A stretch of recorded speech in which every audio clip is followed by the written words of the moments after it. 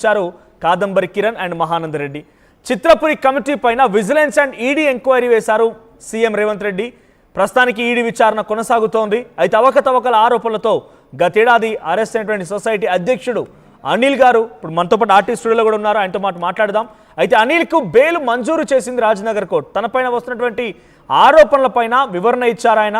So Chitrapuri colony పైన సందేహాలు అపోహలపైన Anil clarity కూడా ఇచ్చే ప్రయత్నం చేశారు. సో అవకతవకలపైన ఆధారాలు ఉంటే ఇవ్వాలని సవాల్ కూడా చేశారు. అర్హులకి ఫ్లాట్లు కేటాయించామంటున్నారు వల్లభనేని అనిల్. అయితే అనర్హులు ఎవరు లబ్ధి పొందలేదని వెల్లడిస్తున్నారు. కానీ కొంతమంది మాత్రం పలు ప్రశ్నలు సంధిస్తూ ఉన్నారు. అవకతవకలకి కేర్ ఆఫ్ అడ్రస్ చిత్రపురి కాలనీకి సంబంధించినటువంటి ఈ హౌసింగ్ కోఆపరేటివ్ సొసైటీ అంటున్నారు. మనతో పాటుగా అనిల్ ఉన్నారు. వల్లభనేని అనిల్ ప్రస్తుతానికి చిత్రపురి కాలనీకి సంబంధించినటువంటి హౌసింగ్ సొసైటీ అధ్యక్షుడు ఆయనతో పాటు మాట్లాడదాం. అనిల్ గారు, ఏంటి ఇన్ని రోజులు జరుగుతున్నా ఇన్ని రోజులు అవుతున్నా ఇంకా ఒక వివాదాస్పదమైన అంశంగా చిత్రపురి కాలనీ ఉండిపోయింది. ఇంకా వివాదాలు జరుగుతూనే ఉన్నాయి. ఇంకా వివాదాల చుట్టే తిరుగుతోంది. అధ్యక్షులు మారుతున్నారు. మీకైతే చాలా వాస్ట్ ఎక్స్పీరియన్స్, బికాస్ గత కమిటీలో కూడా మీరు ఉన్నారు కాబట్టి. సో ఏంటి ఇంకా వివాదాలు ఏంటి, ఈ క్వశ్చన్స్ ఏంటి, ఎలా సవాల్ చేస్తున్నారు మీరు? యాక్చువల్లీ తెలుగు సినీ workers cooperative housing society limited doctor M Prabhakar Reddy Chitrapuri colony అండి. ఇది యాక్చువల్లీ 1994లో స్టార్ట్ అయిన మన చిత్రపురి సొసైటీ. ఆ తర్వాత ల్యాండ్ ఇష్యూస్ ఎన్నో చేసుకొని 2002లో అంతిమంగా రిజిస్ట్రేషన్ అయిందండి గవర్నమెంట్ నుంచి. ఆ తర్వాత అది ఎంతో మీకు తెలుసు, ఆ ప్లేస్ ఎంతో కొండలతో కూడుకున్న ప్లేసు. దాన్ని కన్స్ట్రక్షన్ చేయాలన్నా అంత అసాధ్యంగా ఉంటుంది. అప్పుడు 2002లో తెలుగు సినీ వర్కర్స్ పేరు మీద గవర్నమెంట్ నుంచి వారికి చెల్లించవలసిన డబ్బులన్నీ చెల్లించి ల్యాండ్ కొనుక్కోవడం జరిగింది. కొనుక్కొని సేల్ డీడ్ చేసుకోవడం జరిగింది. ఆ తర్వాత అసోసియేషన్ పేరిట, అప్పుడు కోఆపరేటివ్ సొసైటీ పేరిట, కోఆపరేటివ్ సొసైటీ మన తెలుగు సినీ వర్కర్స్ కోఆపరేటివ్ సొసైటీ పేరు మీద మనం ల్యాండ్ రిజిస్ట్రేషన్ చేసుకుని సేల్ డీడ్ చేసుకున్నాం 2002లో. ఓకే. ఆ తర్వాత ఈ ప్రాజెక్ట్ని ఎలా చేయాలి ఏంటి అనుకుని అప్పుడు ఒక ఐవీఆర్సెల్ కంపెనీని సంప్రదించి దాని ద్వారా టెండర్లు వేసి, ఇప్పుడు అంతా మీకు తెలుసు అప్పుడంతా చాలా కొండ ప్రాంతం. ఆ కొండ ప్రాంతంలో ఎలా దీన్ని కట్టగలమని చెప్పేసి చాలా వజ్జన పడతా ఒక 5 సంవత్సరాలు ఆ ప్లానింగ్లు, దాని బ్లాస్టింగ్లు అవన్నీ చేసి అంతిమంగా పర్మిషన్ కూడా అప్లై చేయడం జరిగింది. అప్పుడు హెచ్ఎండి ఫీజులు కూడా చాలా వేస్తే అప్పుడున్న కాంగ్రెస్ ప్రభుత్వం వైఎస్ రాజశేఖర రెడ్డి గారు ఫీజులు కూడా మన దాసనారాయణరావు గారు పిలుపు మేరకు మన హెచ్ఎండి ఫీజులు కూడా డిస్కౌంట్ ఇవ్వడం జరిగింది. మీకు తెలుసు, ఎప్పుడైనా సరే ఈ ప్రభుత్వం మన ఈ చిత్రపురి కాలనీకి ల్యాండ్ కేటాయించింది కూడా కాంగ్రెస్ ప్రభుత్వం అండి. శ్రీ కోట్ల విజయభాస్కర్ రెడ్డి గారు, డాక్టర్ ప్రభాకర్ రెడ్డి గారు చొరవతో. ఆ తర్వాత మన హెచ్ఎండి ఫీజులు కూడా తగ్గించింది కూడా వైఎస్ రాజశేఖర రెడ్డి గారు. ఆ తర్వాత 2009లో ఇక హెచ్ఎండి పర్మిషన్ అన్ని పూర్తి చేసుకున్న తర్వాత 2009లో మన కొంజేటి రోషయ్య గారి చేతుల మీదుగా ముఖ్యమంత్రి వర్యులు ఆ రోజు భూమి పూజ చేసుకోవడం జరిగింది. అప్పటి నుంచి స్టార్ట్ అయిందండి 2009లో. ఓకే. 2009లో లేఅవుట్ అంతా పర్మిషన్ అంతా వచ్చింది. అప్పుడు 4213 ఫ్లాట్లు కట్టాలని చెప్పి నిర్ణయించుకోవడం జరిగింది. లేఅవుట్ ప్రకారం హెచ్ఎండిఏ పర్మిషన్ ఇచ్చింది. దాంట్లో ఈడబ్ల్యూఎస్ అని, ఎల్ఐజీ అని, ఎంఐజీ అని, హెచ్ఐజీ అని, అప్పుడు ఎంఐజీ 750 అని, రో హౌసెస్ అని ఇచ్చింది. టోటల్గా 4213 ఫ్లాట్లు కట్టాలని ఇచ్చింది. ఓకే. ఆ తర్వాత ఇక డూప్లెక్స్ అనేది ఎంఐజీ 750 అనేది చిన్నగా ఉంటాయి కాబట్టి దాంట్లో డూప్లెక్స్ కడితే బాగుంటుందని దాన్ని డూప్లెక్స్గా మార్చడం జరిగింది. 2009 నుంచి 3 సంవత్సరాల్లో ప్రాజెక్ట్ కంప్లీట్ కావాలి. 2011 కల్లా ప్రాజెక్ట్ కంప్లీట్ కావాలి. దానికి అనుగుణంగానే టెండర్లు పిలవటం, దానికి అనుగుణంగానే రేట్లు నిర్ణయించడం ఆ రోజు స్టార్ట్ చేయడం జరిగింది. 3 నెలల్లో మొత్తం అయిపోవాల్సిందే. ఇక 2011 కల్లా అయిపోవాలి. 2 నెలల్లో 3 ఇయర్స్ 2012. ఓకే, 12లో అయిపోవాలి. 4200 ఫ్లాట్స్ ఆల్మోస్ట్ అయిపోయి ఇచ్చేయాలి వాళ్ళకి. ఇచ్చేయాలి. ప్రాజెక్ట్ వాల్యూ అది, కాంట్రాక్ట్ అది, టెండర్ అది. దట్ దెన్ ప్రెసిడెంట్ ఎవరు ఉండే అప్పుడు ప్రెసిడెంట్ వచ్చేసి కొల్లి రామకృష్ణ గారు. ఓకే. కొల్లి రామకృష్ణ, కొమర వెంకటేష్ గారు ఉన్నారు. తర్వాత అంటే ఇద్దరు హయాంలో జరిగింది. చేంజ్ అయ్యారు. మీరు అప్పుడు సెక్రటరీ ఉన్నారు కదా? నేను అప్పుడు ఏమీ లేదు. వెంకటేష్ గారి హయాంలో సెక్రటరీ కదా? లేదు. ఓకే. నేను ఇప్పుడే మాత్రమే 2020లోనే. ఓకే.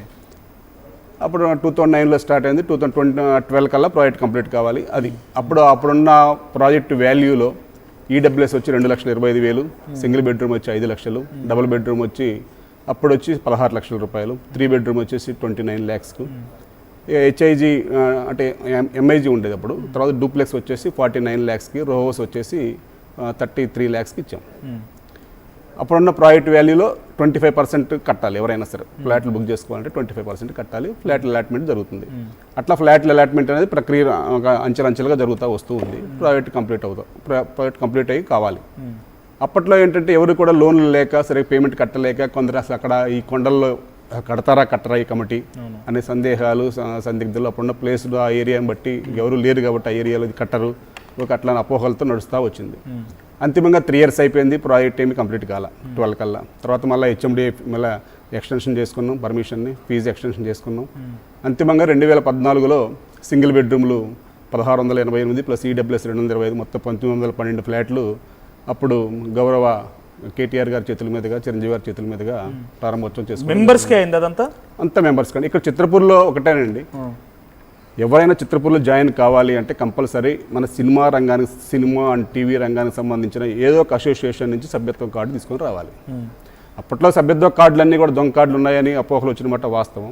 కానీ అది మొన్న ఎంక్వైరీలో తేలింది. ఇప్పటి వరకు కూడా ఉన్నాయి. ఇంకా ఇప్పుడు అసలు లేవండి, ఫ్లాట్ అలాట్మెంట్లు అన్నీ అప్పుడే అయిపోయాయండి. ఇప్పుడు అప్పట్లో ఏంటంటే అలాట్మెంట్లు అన్నీ కూడా 2015కే క్లోజ్ అయిపోయినాయి. కానీ ప్రాజెక్టులో లేటు వల్ల ఈ సమస్యలన్నీ తలెత్తుతా ఉన్నాయి. కానీ ఇక్కడ ఏంటంటే అందరూ కరెక్ట్గా ఒకటే ఆలోచించండి, ఎవరైనా సరే ప్రాజెక్ట్ కానీ కరెక్ట్గా పేమెంట్స్ కట్టి కరెక్ట్గా ఎటువంటి ప్రాబ్లమ్స్ లేకుండా పోతే అసలు ఇప్పుడు దాకా ఈ ఇష్యూస్ అని ఇప్పుడు రావు, అప్పుడే క్లోజ్ అయిపోతాయి. ఇక్కడ ఏంటంటే 25% కడతారు, తర్వాత ఇన్స్టాల్మెంట్లు కట్టరు. ఇప్పుడు సొసైటీ యాక్ట్ అయినా, సొసైటీలో అయినా రూల్స్ అయినా, రెగ్యులేషన్స్ అయినా, బైలా అయినా, ఏ ప్రాజెక్ట్ అయినా సరే ఇన్ టైంలో పేమెంట్లు కడితేనే అవుతాయి. సరే మన సినీ కార్మికులు మన కష్టాలని చెప్పేసి బ్యాంక్ లోన్ కూడా తీసుకోవడం జరిగింది. తర్వాత ఎస్బీఐ బ్యాంక్ నుంచి 150 కోట్లు లోన్ తీసుకోవడం జరిగింది. ఇక 150 కోట్ల తర్వాత అంచెల ప్రాజెక్ట్ లేట్ అయ్యే కొద్దీ ఇంట్రెస్ట్ యాడ్ అవుతానే ఉంటే ఆ భారం అంతా పబ్లిక్ మీద పడుతూనే ఉంది. తర్వాత మళ్ళీ కొందరి దగ్గర నుంచి మళ్ళీ రేట్లు పెంచడం జరిగింది, ఫ్లాట్స్ రేట్లు పెంచడం జరిగింది. అంచెలంచెలుగా మళ్ళీ 12 తర్వాత మళ్ళీ 14 రేట్లు పెంచడం జరిగింది. మళ్ళీ 14 కూడా కాలేదు. అంటే సింగిల్ బెడ్రూమ్ నివాసానికి ఇచ్చాం కానీ మళ్ళీ మౌలిక వస్తువులు అవన్నీ కూడా లేట్ అయింది. ఆ తర్వాత మళ్ళీ 2016లో 3 bedroom ఫ్లాట్స్ ఇచ్చాం, 720 ఫ్లాట్స్ హ్యాండ్ ఓవర్ చేయడం జరిగింది. ఇక ఆ తర్వాత అసలు కష్టాలు స్టార్ట్ అయినాయి. IVRCL ఐపీ పెట్టి వెళ్ళిపోయింది.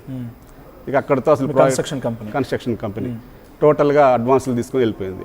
ఇక అక్కడి నుంచి ఇక 2016 నుంచి సొసైటీ కష్టాలు స్టార్ట్ అయినాయి.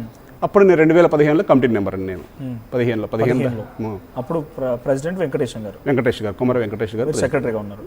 లేదు, only committee member, only member మాత్రమే, మాకు ఎటువంటి ఏమీ ఉండదు అక్కడ. కానీ అప్పటికే IVRCL ఐపీ పెట్టడం, IVRCL కొంచెం బ్యాక్లాగ్స్లోకి వెళ్ళిన విషయం అందరికీ తెలుసు, అది ప్రపంచ స్థాయిగా ఉన్న విషయం. అప్పటికే అడ్వాన్స్లు ఎక్కువగా వెళ్ళిపోయినాయి అని ఇక అయినా సరే IVRCL ఎట్లా చేయాలి ఏంటంటే భజ్జన పడుతూ ఉంటే ఒక సబ్ కాంట్రాక్టులు నియమించి ప్రాజెక్ట్ కంప్లీట్ చేయాలని నిర్ణయించుకోవడం జరిగింది. అప్పటికే సొసైటీ చాలా కష్టాల్లోకి వెళ్ళిపోయింది. ఇక కష్టాలను జయిస్తా ఈ బ్యాంక్ అప్పు తీర్చుకుంటా ఉన్న ప్రాజెక్ట్ అంటే ఇక 2 bedroom కానీ, ఇటు డూప్లెక్స్లు కానీ, ఇటు రో హౌసెస్ కానీ, ఇంకా అంచెలంచెలుగా వచ్చే మనీని బట్టి చేసుకోవడంలో కొంచెం కష్టపడ్డమాట వాస్తవం.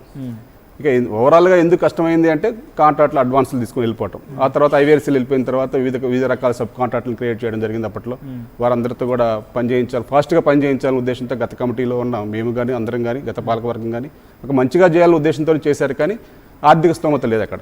ఎందుకంటే మెంబర్స్ కట్టిన డబ్బులు కానీ లేకపోతే కట్టిన డబ్బులు అడ్వాన్స్ల రూపంలో వెళ్ళిపోవడంతో ప్రాజెక్ట్ డిలే అయిపోయింది. ఆ డిలే కోలుకోవడానికి ఈ రోజు కూడా సొసైటీ బాగా అప్పుల్లోకి వెళ్ళిపోయింది.